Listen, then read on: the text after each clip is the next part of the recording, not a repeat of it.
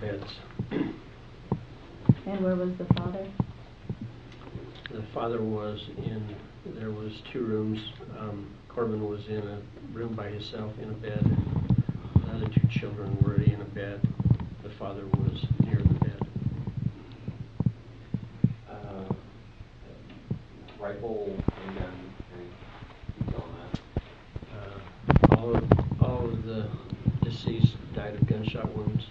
And the weapon that was used was a semi-automatic rifle. Do we know where the gunshot wounds were on the body?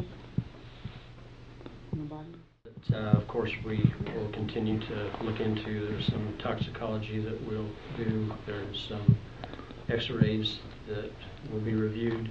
I'd like to comment on the agencies that have assisted. The Preston Police Department conducted the investigation with the help of Franklin County Sheriff Department, the Idaho State Forensic Team, and with several detectives from Iowa State Police assisted with the crime scene investigation and following investigations. Sir, can you tell me how this is? Are you receiving calls from locals here in Preston that are concerned about public safety? Has this raised concerns about public safety? We're always concerned about public safety. We have had no calls regarding public safety, and at this time we have communicated to our community that we don't feel that there's any threat as a result of this incident.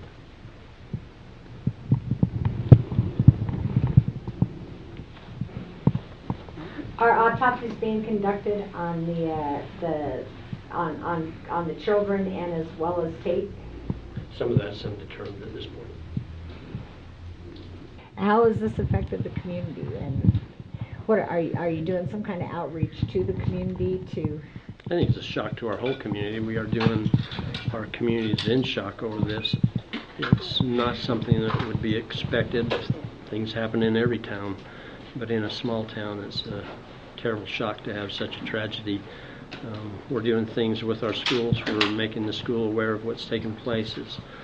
All 3 children are students, to provide counseling for additional counselors for students that may be upset when they arrive at school so there'll tomorrow. be resources in place to help those students? Yes.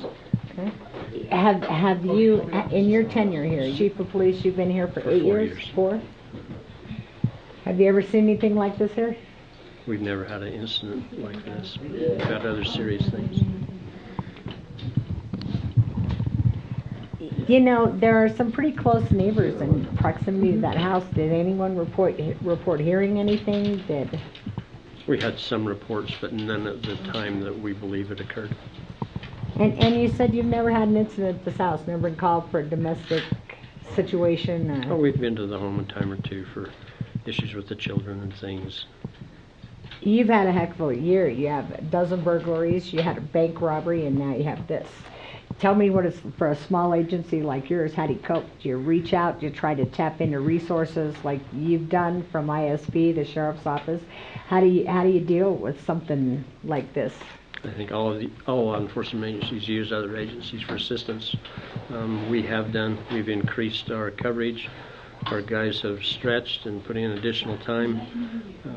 Our city council has allowed us to do extra shifts and to pay for those so that we can have extended coverage in our community. So we've tried very hard to step up to the things that have occurred.